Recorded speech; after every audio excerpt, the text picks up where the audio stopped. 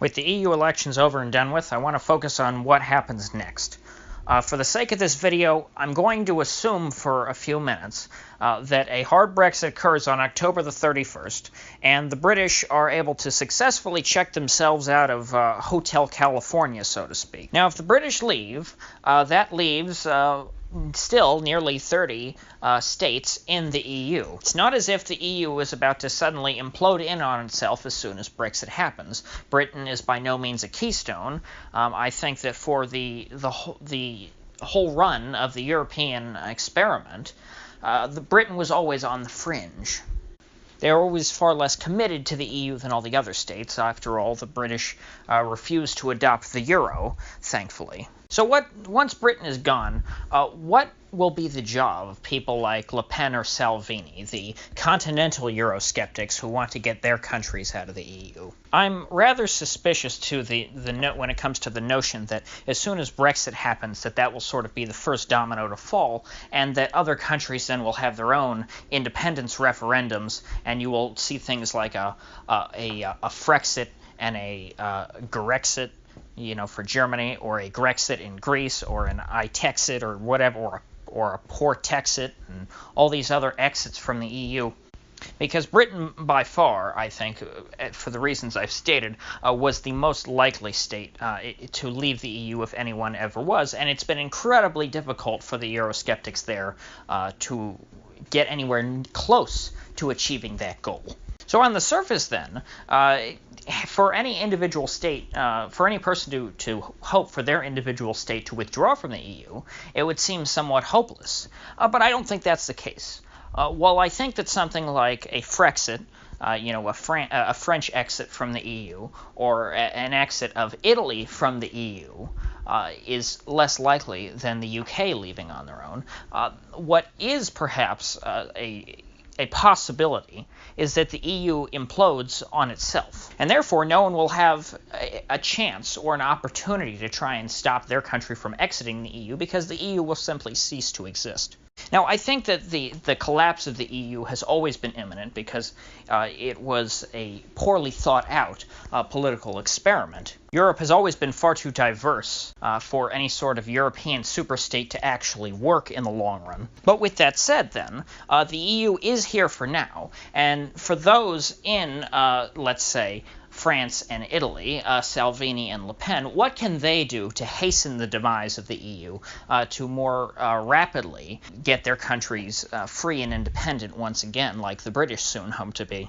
The most immediate goal of Eurosceptic parties seems to be to elect more MEPs, which they were able to successfully do. National Rally, formerly known as Front National, was the largest party in France. They beat President Macron's party. They had about 23% of the vote. Macron's party about 22% of the vote. And in Italy, the results for the Eurosceptic parties were even more fantastic because Matteo Salvini's Lega Nord and the Five Star Movement combined have over 50% of the vote.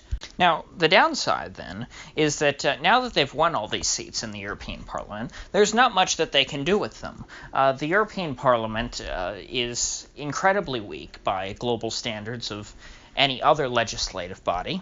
It's very clear that power within Brussels rests in the hands of the unelected Eurocrats, and so the MEPs are sort of just a pretense to try and make the EU look somewhat more democratic. One purpose that they can't serve, however, is that by electing a significant portion of Eurosceptic MEPs does, in a way, delegitimize the European Union, because you will have people up there, hopefully, making great speeches like Nigel Farage and the other folks from UKIP have over the past few years, essentially castigating folks like Verhofstadt and the outgoing Jean-Claude Juncker.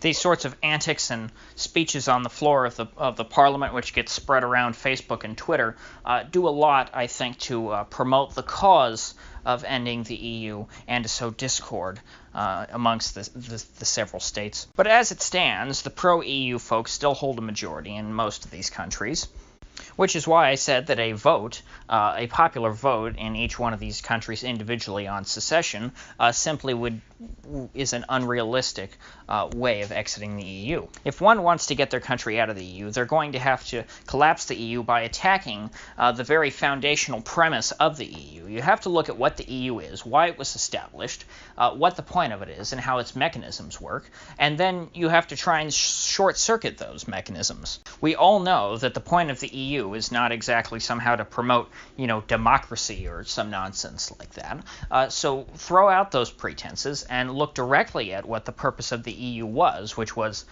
essentially to be an organ to unite the elites of Europe so that they would stop fighting each other and getting into wars. The idea being is that if all the elites of Europe are able to sit down in Brussels and hash out their differences and come to good gentlemen's agreements in smoke-filled rooms, well, then there wouldn't be as much of a need for violent conflict amongst European states. As I've said before, the elites of Europe have much more in common with each other than they do with their respective countrymen. This is the only reason why the European Union functions at all as it is. Therefore, if one wants to take down the European Union, you must sow discord amongst the various elites of the several European states. You must sow division amongst the circles in which folks like Merkel and Macron and all these other folks travel. You must take you can't necessarily invent differences between them, but you can take existing differences that they hold and try and exploit them and try and exacerbate them. For example, the Nord Stream 2 pipeline that Germany is trying to put in, it's a gas pipeline running from Germany to Russia, I believe. There are quite a few European states and quite a number of people in the European elite who are not very happy with the Germans for partnering with the Russians on this project. This, of course, partially because the EU is seen by its proponents as sort of a counter to Russia and the United States and China as a new global power. So therefore, Germany should not be cooperating so closely with the Russians because they should be effectively operating in separate spheres of influence. Now, as an anti-EU Eurosceptic, I'm sure that lots of folks who might be MEPs now or folks who are involved in European politics, they might not necessarily care what Germany does one way or the other, because unless they live in Germany, because they don't want all the European states to be running each other's business. They want to run their own business. However, something that I think would go a long way in trying to sow division amongst European elites would be for the Eurosceptic parties to start taking sides on this issue and not just, throwing up their hands in disinterest. If you try to exacerbate this division and try and set it up to where there is a clear divide amongst the parties in Europe, some taking the side of Germany and some taking the side of those who oppose Germany, a rift, a noticeable rift, could be seen between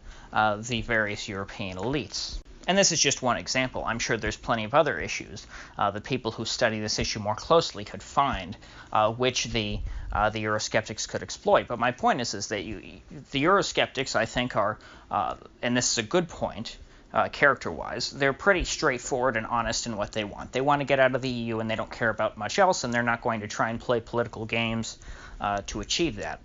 That, I think, is admirable, but playing political games in the long run, playing a long game like this, I think would behoove them. So in sum, I think the Eurosceptics should focus less on trying to energize their base of support in their own countries.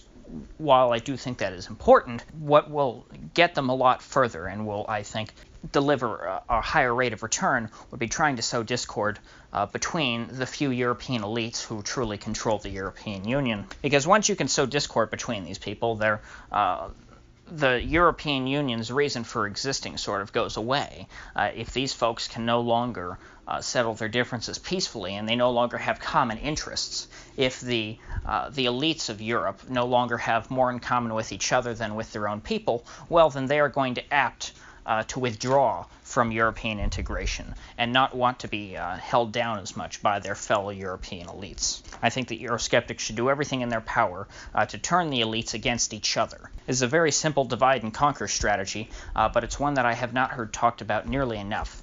And when you're considering that we're dealing with a Goliath of an organization like the European Union, you're not going to beat them so easily if they are a united front. Now, if you gained anything of value from this video, I'd appreciate you clicking that like button and subscribing. And if you do subscribe, please do click the bell, because I do upload every day, and I'd hate to have you miss one. So I'll see you folks back here tomorrow.